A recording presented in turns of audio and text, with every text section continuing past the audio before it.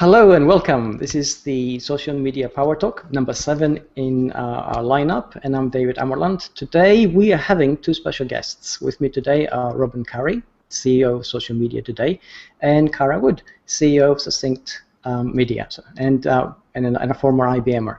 The conversation today is about CEOs who are the public face of their company, and the very reason we're actually having this is because it happens in a social media environment, and the expectations have changed in terms of what the CEO does and what is expected of them, and with that, our perceptions as well. But let's introduce the guests and actually find out what they do. And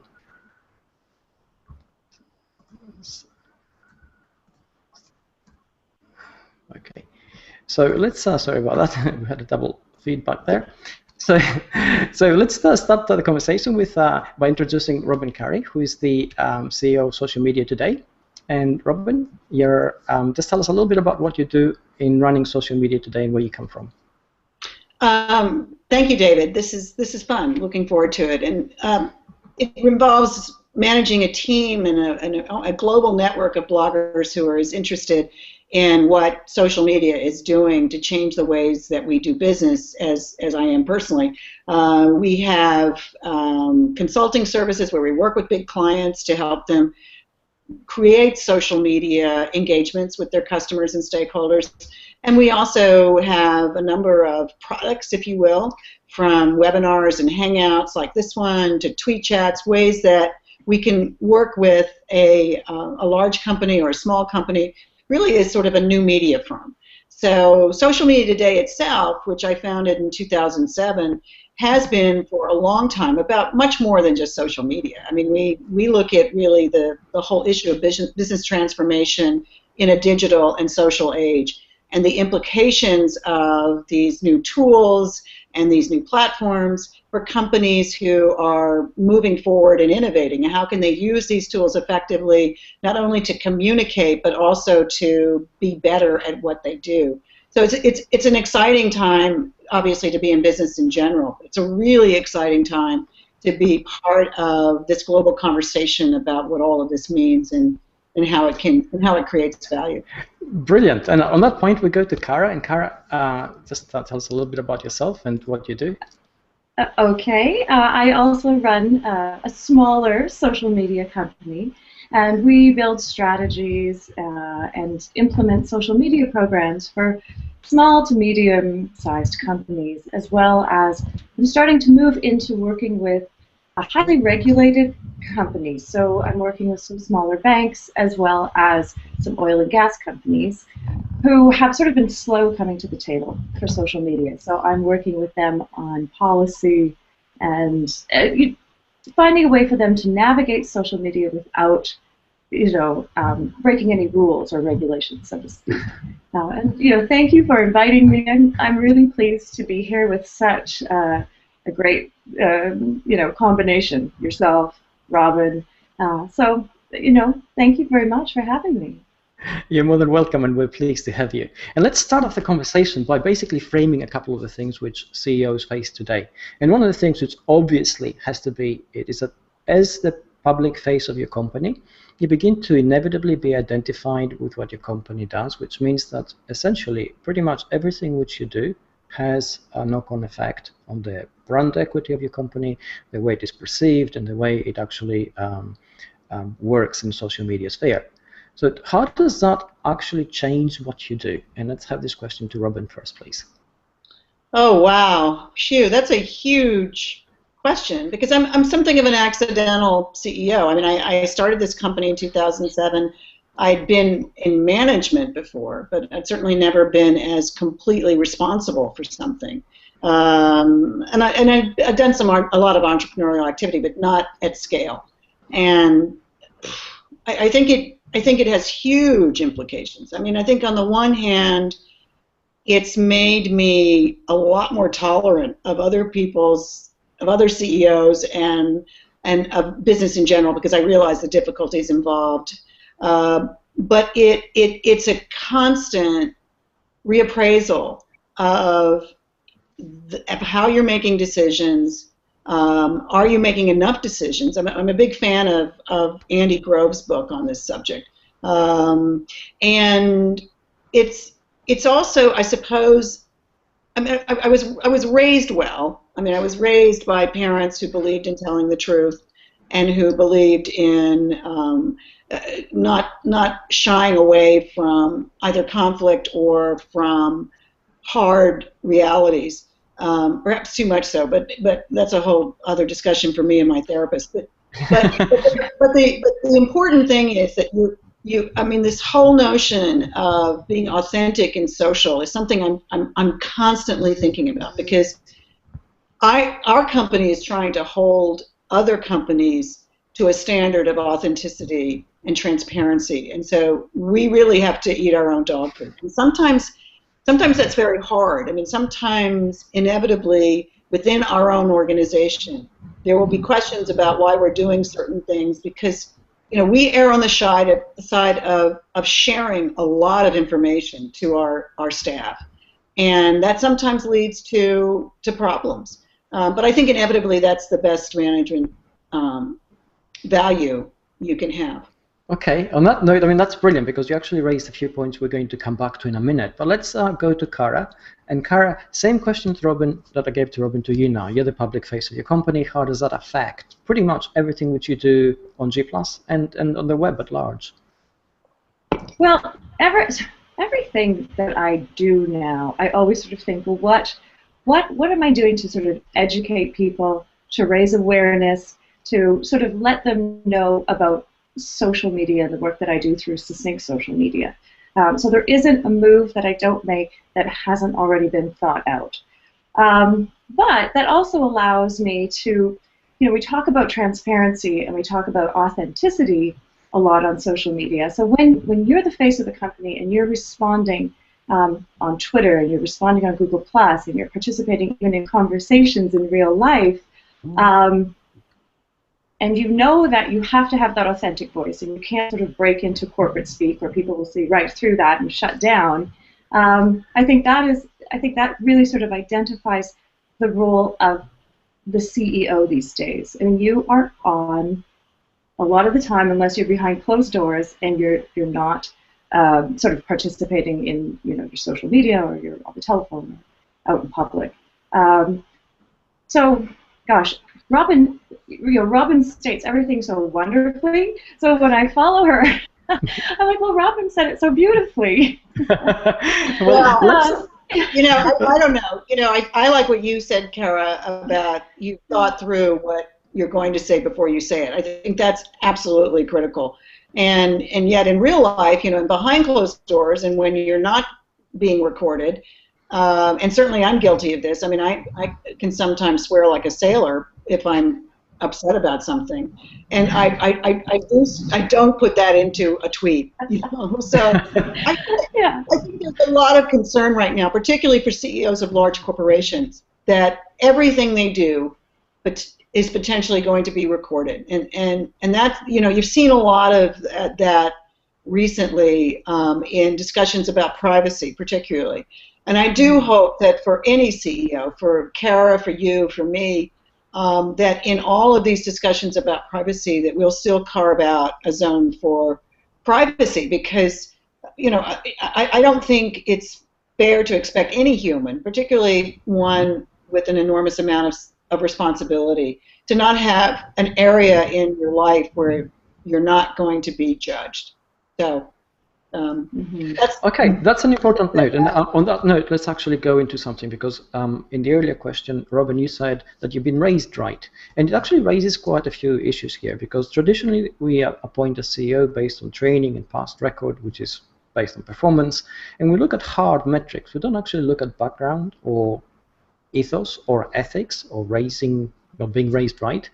And yet here we are, and in the interests of transparency and authenticity and keeping things real and projecting a personality which touches upon the company brand, we now need to take those things into account.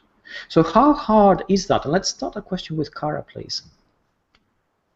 Oh, that's interesting, because I'm finding with some of my clients, there's a bit of an old boys club, and it's closed doors. And they're used to a lot of conversations happening behind closed doors, a lot of potential deal making happening behind closed doors, and that's fine. But I feel that there's sort of future generations that are making potential or building potential deals and also building growing companies through social media and being transparent and saying, we work with, here is the series of people that we work with, and you can see the conversations that we're having with them, growing the company and talking about the directions that we're going to go in or ideas on trends that we're having. But there's another sort of side to being a CEO where a lot of those conversations should be happening behind closed doors, or they think they should be happening behind closed doors. So I'm finding when I'm advising, I have to do a lot of listening to sort of what generation of CEO am I speaking to, right. And what are they comfortable with, and then because social media is very disruptive for them, so I approach it carefully. I listen to sort of what they have to say, how they have always done business and choose to do business, and then I try to open up the conversation and raise awareness about how the role of transparency and authenticity exists, and Brilliant. A lot of companies are going forward with that. Brilliant. Okay, and that's an excellent point. And let's actually tackle something which both of you have sort of implied in your conversation. This is that because you operate as women, you are having to be judged or held up to different standards in many ways, because there are issues. You're usually dealing with men, and they're used to dealing in a certain way. The old boy network, which is a very 20th century thing, is still active and well in certain areas. How do you actually tackle this? Robin, how do you deal with it? Oh, God. Oh, well, rule number one. Give me some tips, Robin. I think rule number one, rule number one is you don't, in a way, you don't acknowledge it. I mean, this sounds wrong. Okay, this sounds counterintuitive, but in a way, I think you have to pretend that it doesn't exist, right? Because if you let that stand in the way of your accomplishing thing, I have not read Lean In. I've read about Sheryl Sandberg's views. So I can't really say if this is what other people who've succeeded as women have found, but I've certainly found it valuable not to pay too much attention, and to take the long view, take the long view, play the end game, right? What are you really trying to accomplish here? And I have not, I guess because I'm much younger than the Sheryl Sandberg generation, much older than Cara or Sheryl Sandberg. I suppose I had male mentors, but when I started working in the 70s, that was difficult, because I think that we didn't always trust what men were trying to do for us, frankly. So I think it's not a simple question of letting a male help you. I think you have to determine that you are going to succeed as a woman and not put the blinders on, right? There's some people you'll never convert, right? But I believe very firmly that if you have a good product, if you are articulate and you don't hold back, then over time you will succeed. Okay. And Do you again, agree Robin, with that, Cara? I suppose there are tips and tricks that I could talk about, and there's certainly tactics for how to deal with a jerk, because essentially that's what they are. Yeah. But kindly or charitably, I think when you talk about the old boy network and doing things behind closed doors, certainly we as women deserve a place at that table. But perhaps more importantly, when we do get a place at that table, when we do get behind closed doors, we do owe it to other women to pave the way, to set a good example, and also to pave the way for other women to get in the room. Does that not, can I just on that point, does that not raise the bar for you as a CEO and a woman higher than if you were just a guy? I'm sorry, ask me that question again, David. Yeah, because you basically not only do you have to perform to the best of your ability, but essentially you got to be a trailblazer. You need to. Oh, sure. Oh, yeah, definitely. Oh my gosh, yes. And I think particularly in today's venture-backed environment, women, and particularly older women, are at a real disadvantage. But social media today is not venture-backed. So I have the luxury of being able to run a profitable, growing company without having to deal with people whose views of older women are really out of date. Okay. And I think that's probably true for 95% of the venture community. Okay. And maybe that's an extreme statement, and I'm sorry if some of the people in the audience are members of the venture community, and if I've been wrong. But you know, but there's so many ways to get ahead. And look at the yes, there's still a glass ceiling, but look how many more CEOs of major corporations there are who are women than when I started out in business. When I started out in business in the 70s, there was one CEO, female CEO of a Fortune 500 company. It happened to be the company I worked for. It was the Washington Post. And she happened to get that job not because she climbed her way up the top, but because she had a controlling interest of the stock. So, you know, things have really changed. I mean, look around. You've got Ginny Rometty at IBM. You've got amazing women who've gotten to the top of the company the old-fashioned way, you know, one stakeholder at a time, one quarter at a time, proving your worth. And I think that's going to change things. Okay. And let's go to Cara on the same question of whether being a woman is a lot harder. And we're going to come back to you, Robert, because you also raised another point which is really important. It is the role that age plays. We really need to discuss that. So, Cara, being a woman going into a conversation where you're expected to close a deal, present a product, is it harder? Well, with social media, I find that it's not so much of a gender issue, because social media seems to have really given everyone a voice. There seems to be an equality with voice, and as well with age and location. And I think it was in one of your posts just yesterday, you were talking about sort of the benefits of a Google Plus community is that there is no ageism and there is no sexism. You know, it's just sort of, there seems to be a real camaraderie and community sense within Google Plus. And this is where I spend a lot of my time and where I try to sort of push my clients towards as well. You know, I sort of say, get in the game with Google Plus. It's a wonderful place to start. And when I'm outside of Google Plus and when I'm not participating in social media work, I do find that, yes, people often, when I say, oh, you know, I work in social media, they say, well, who do you work for? You know, what company do you work for? Well, I run my own company. And I could start to see the wheels turning, you know, which I think is a good thing. And but it still exists, and especially when I walk into a mining conference, for example. Yesterday I was at a mining and clean energy conference. I can just imagine.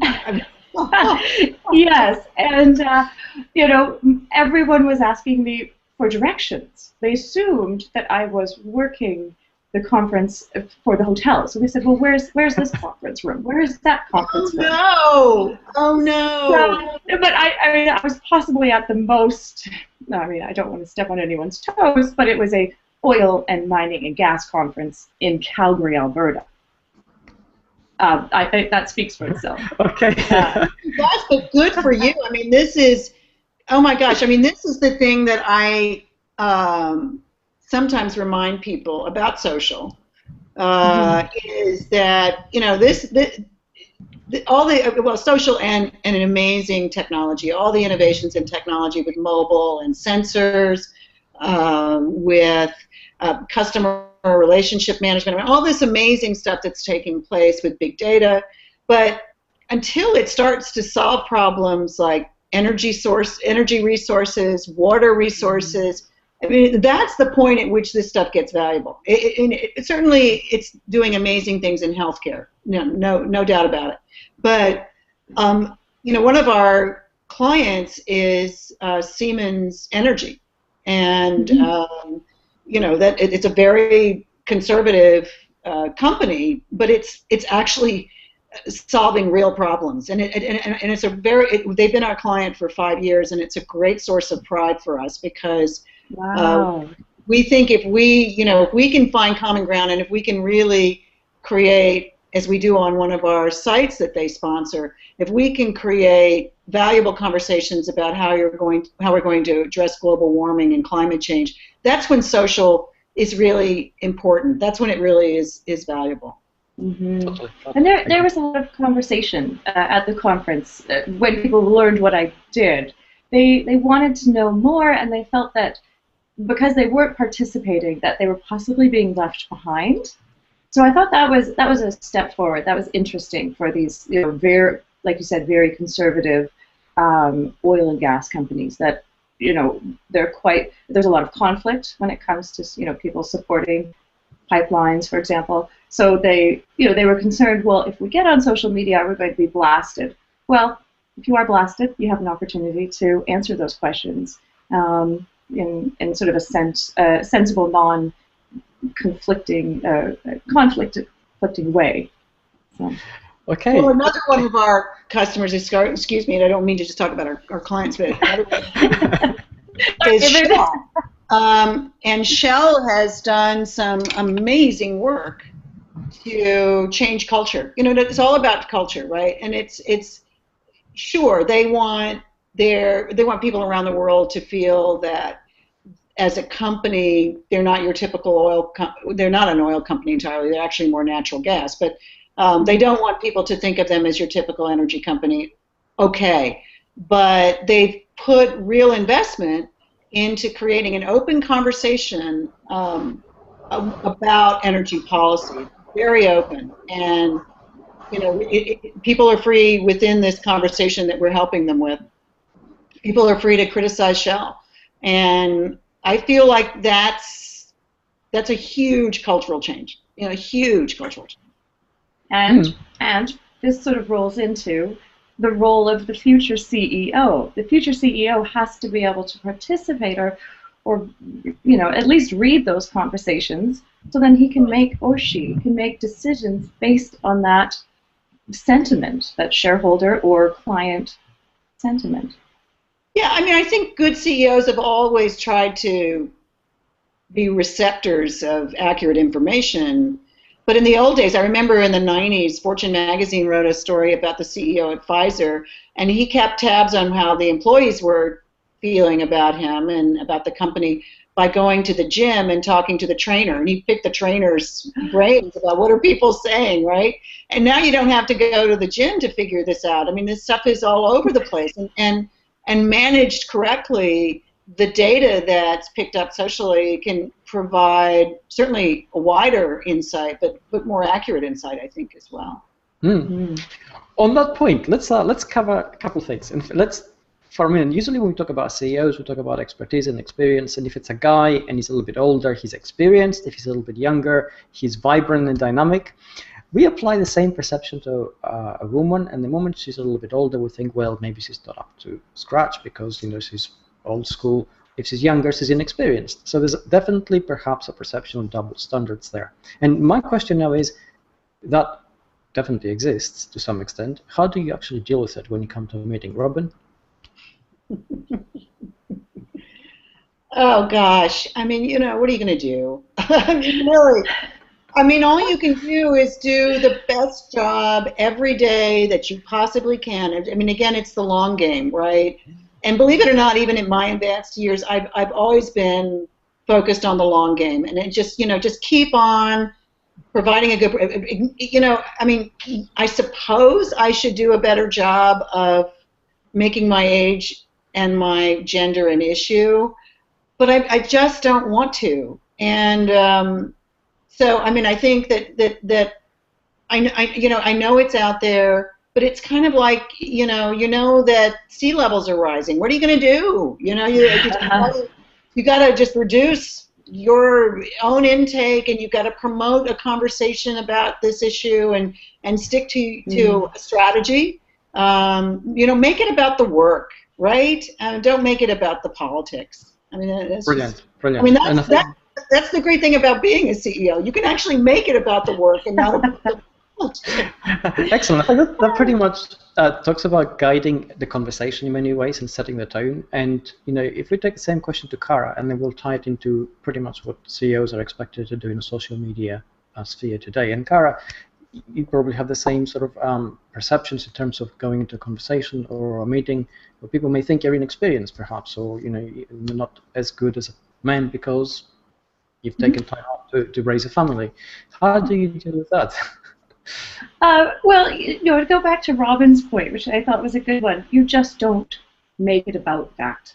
You come in and you make it about the work, and if you're passionate and intelligent and articulate, I think, you can sort of participate on the same level, and you shouldn't necessarily have to have those conversations. But I knew we were going to touch on women's roles as CEO. So I actually have a mentor who has been a CEO. She's sat on board of directors. She's now working as a coach for other women who are kind of climbing the corporate ladder. So I called her yesterday and said, "What do I do? How do I enter into this potentially touchy subject?" She said, "You don't make it an issue."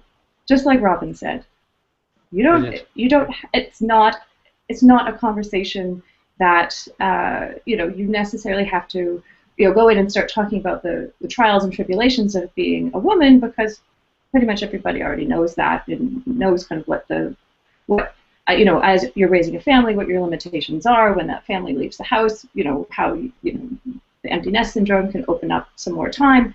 And she just said, don't make it into an issue, because it doesn't need to be, which I thought was brilliant, because that's pretty much what Robin said as well. That's fantastic. And both of you basically have said that when it comes to this, perhaps there should be a crusade, but fighting one is really not the kind of thing which will produce any kind of lasting results. And the beauty of being in a social media environment is that we can actually see the value that each of you brings in as a person and actually make a value judgment on a personal basis. Which brings us back to the role that CEOs play in a social media environment, because suddenly we've gone away from the perceptual value of perhaps the personality and the glamour that comes with it, whether it's male or female, it really doesn't matter.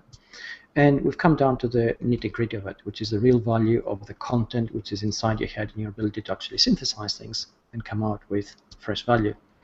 So on that note, Robin, how do you sort of forge your path ahead, because you have to make strategic decisions all the time?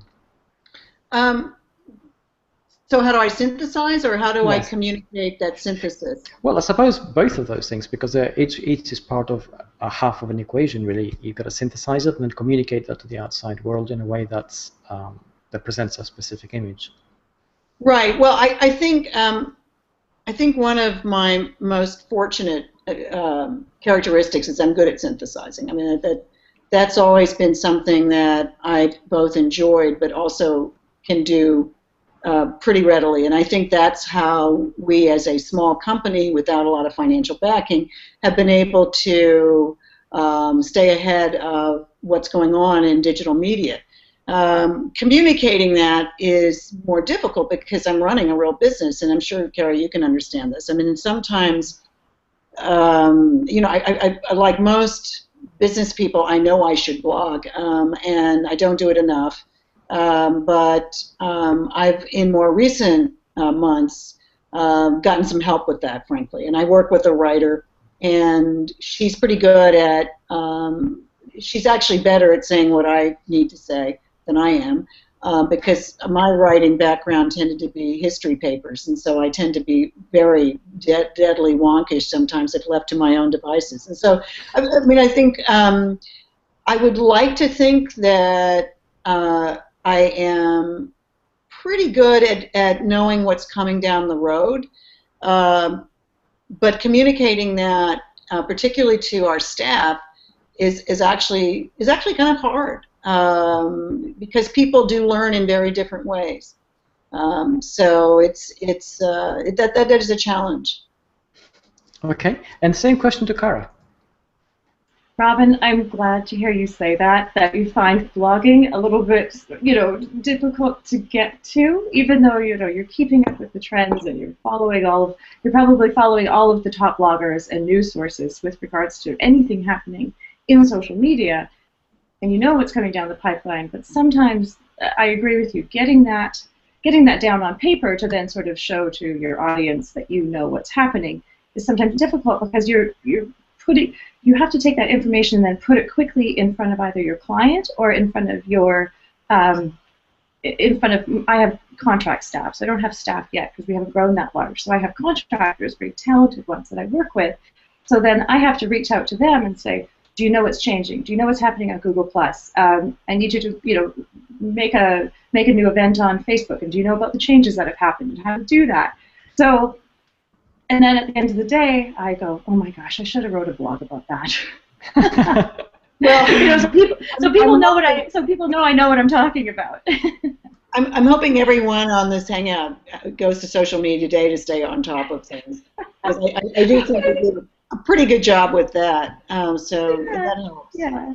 Good to have. As you say, I follow top bloggers and I follow our bloggers, and but there's always new stuff. I mean, this stuff is just massive.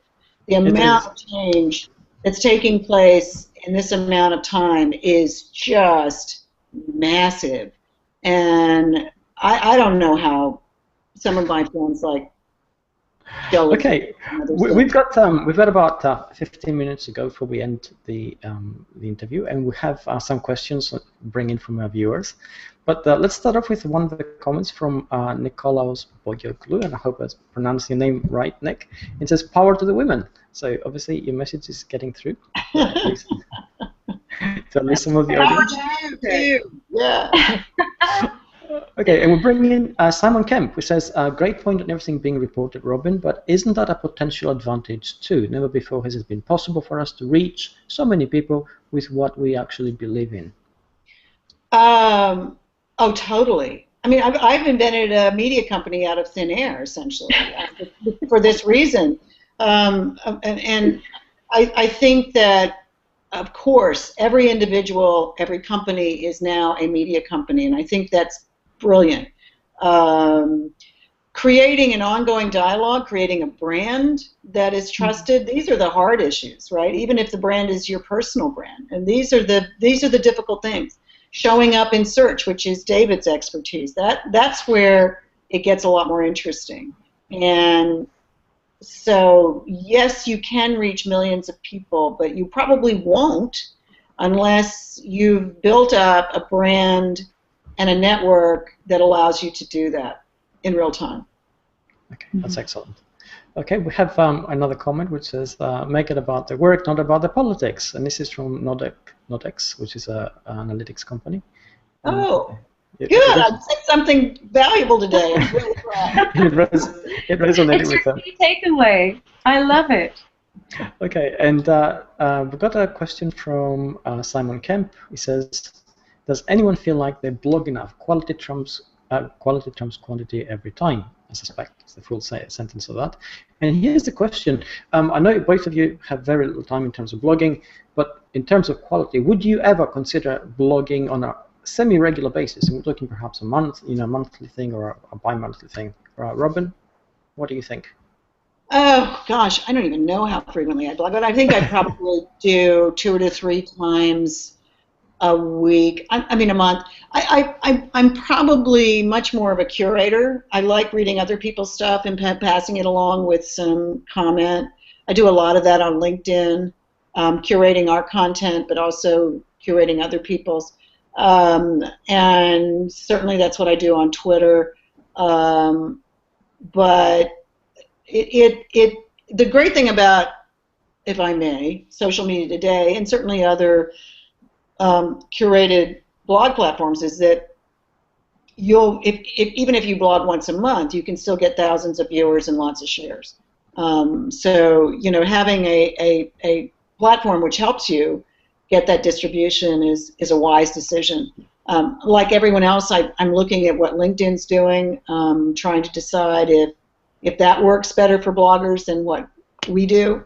And I'm not sure that it does, but I think if you get lucky on LinkedIn and your post is picked up by Pulse, mazel tov. I mean, I think that's a valuable way to approach it too. But it's going to be more random because unlike having a personal relationship with us, with Social Media Today, where you know that your stuff could get featured, if you're only going to be blogging intermittently, I think you're not as likely to get that kind of exposure. Okay, and Cara? Would you? I blog about twice. Well, I blog quite often on Google Plus, so I will do, a certain amount of blogging within that environment. But for my website and for my clients, I probably blog about once a month, and then usually that blog it's quite in depth. So I'll go into something like semantic search and trying to explain it, or transparency is something that I like to write about. So I usually try to, not necessarily do I blog about trends, but I like to blog about things that I think my clients, just from conversations that I've had with them, will find interesting. So often it's based in sort of what I feel my clients might be interested in. Okay. So I don't know if that gets me a lot of exposure or picked up by other platforms, but it's working for me. Well, you said at the beginning of this hangout, Cara, something really smart, which was that in talking, and maybe it was during our private part, I can't remember, but it's about what are you trying to achieve? Go back to the purpose. I mean, who cares if you get thousands of reads on a blog post if they're not valuable, if you can't convert them, if you can't make something meaningful happen with it? I mean, far better to get 100 potential customers to read your post than a couple thousand people who could care less or who leave stupid comments. Yes, exactly. And often when I'm pitching to a new client, I'll take a blog that I've written and I'll send it to them. And it just gives them more of an idea of who I am and what we're trying to do for them at Succinct Social Media. So I also use it as part of my just relationship building. Okay. All right. Then we have a great question from George Consta, which I'm going to bring in, and it doesn't come in fully, so I'm going to have to read it out. But it says essentially, if you would have the chance to go back and change just one thing on the way you manage your ventures, what would that be? And he'd likes to hear the thoughts on the importance of business transparency in the social media era and how you manage that when it comes to communicating.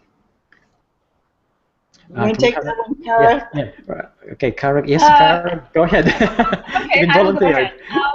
Gosh, I have been pushed into doing things by clients that I have felt, just almost intuitively, because I've been working in social media and studying new media, and also through my work at IBM, I have a very clear understanding of how social media does work.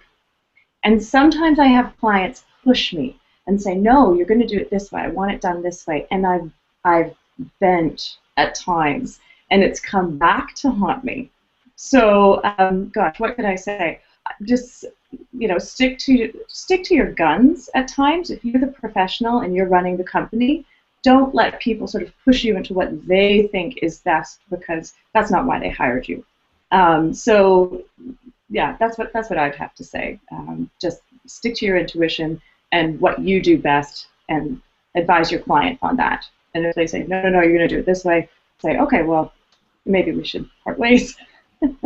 Okay, and the same question to Robin, please. Robin, how I would probably have said something very similar too, but I guess in addition to that, I think that if I'd known that essentially technology was going to be so important to our business as it is, I think I would have spent more time trying to grasp the underlying technologies. I mean, I don't know that I would have had time to learn how to code, although I think that would have been helpful too. But I think I could have spent more time catching up to a better understanding of the technologies involved, and certainly a better understanding of how you manage technology processes.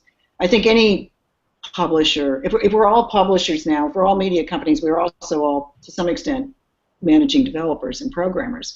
And so I would have spent more time trying to understand that. And I would have, as a result, I think I would have made an even bigger investment early on in tech, instead of just sort of renting other people's software, frankly. Brilliant. Okay.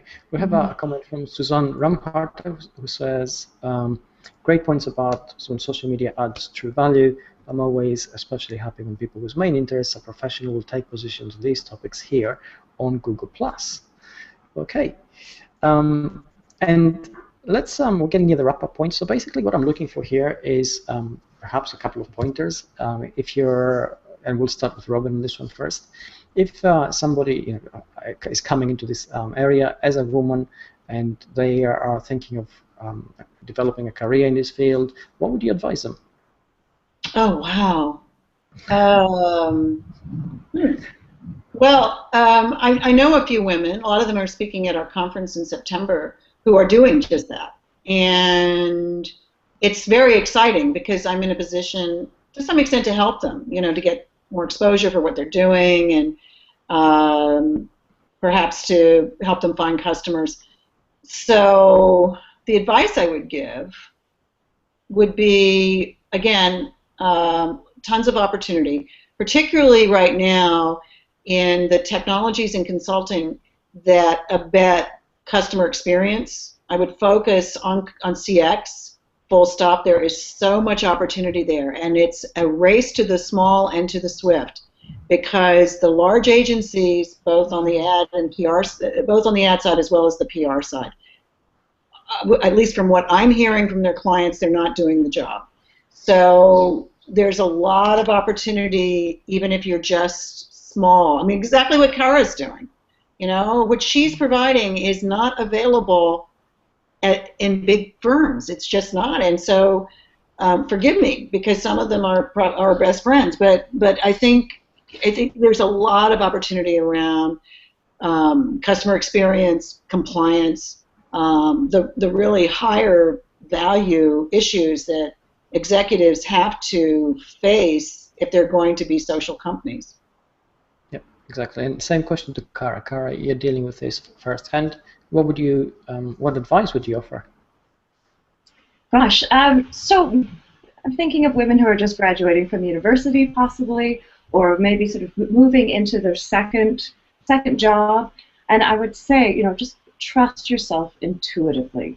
And if you believe in yourself and you have passion, and again, we'll go back to, and if you have an authentic voice, then I think you can sort of move through, any sort of potential social media job, or possibly even start your own company. Like, I'm really advising a lot of women who are thinking about going back to school to possibly do, a PhD or get another degree. I'm not saying that's a bad thing, but I'm saying, if you haven't had a lot of success with, your job, and you're sort of at the stage where you want to move on, start your own company.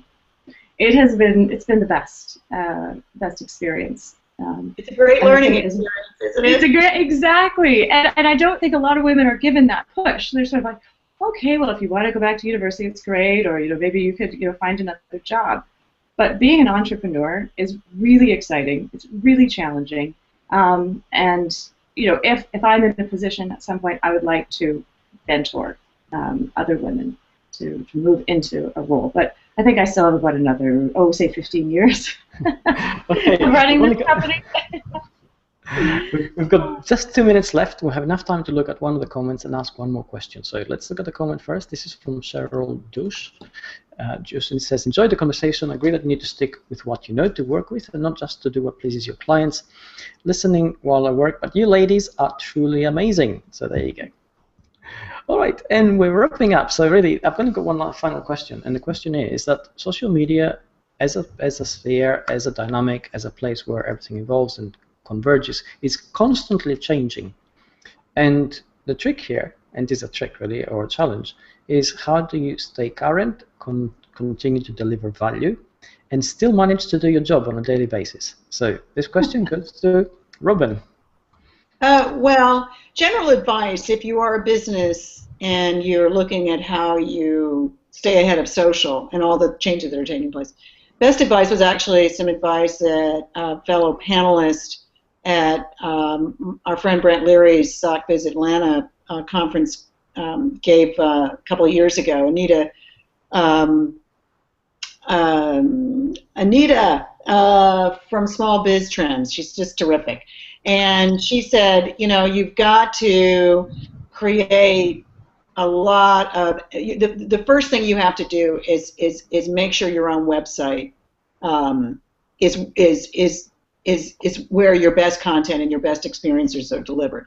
If you're relying on renting out a platform, be it Facebook or LinkedIn or Twitter, to be your main home for your engagement with customers, big mistake. So I think the general advice I take for ourselves, as well as for that I think a lot of small business people should take, and even big business people, is go home, right? Take care of your home first, of your home website, of your home digital experience, and don't rely on any rented platform for the value you need to create. Perfect. That's really good. And that question also to Cara, please. My company actually has moved into building websites specifically because I found when I went to look at a social media strategy for some of these companies, their websites were terrible. And I thought, well, why are we doing all this work to drive traffic back to your website when there's really nothing there? So, to your point, Robin, we've started to actually build new, fresh, mobile, responsive websites for clients. And then we start on their social media strategy. So then we start the social media strategy to drive all of the traffic back to their home. And when we talk about the need for them to fix up their website, they're so happy. It's almost like you're doing a renovation on their home, and they get excited because the website to them has been their home for 10 to 15 years. They understand that, and social media is quite disruptive, and they think, oh gosh, we're going to have to make a lot of changes, and learn a lot of new things for social media. But then when you direct them and say, oh, we're going to actually fix up your website, and we're going to make it better, that is when I actually win over a lot of clients. Because they're so thrilled that you have mentioned their home and their website, and let's freshen that up or redo it so your house looks better, and then we'll invite the people. So it's a great metaphor. That's fantastic. And with that, another Social Media Power Talk has come to an end. It's been fantastic having both Robin and Cara here to share their insights. We're going to come back next month with two fantastic guests. You've seen them before, and we'll hopefully see them again. We're not sure yet, but we're trying to make it happen. So stay tuned. Follow the Social Media Today page for all the updates. Thank you ever so much. Cara, Robin, I'm totally indebted to you for your time today. Thank you, and stay good. Bye-bye. Thank you, David. Thank you. Thank you both. Bye-bye. Bye.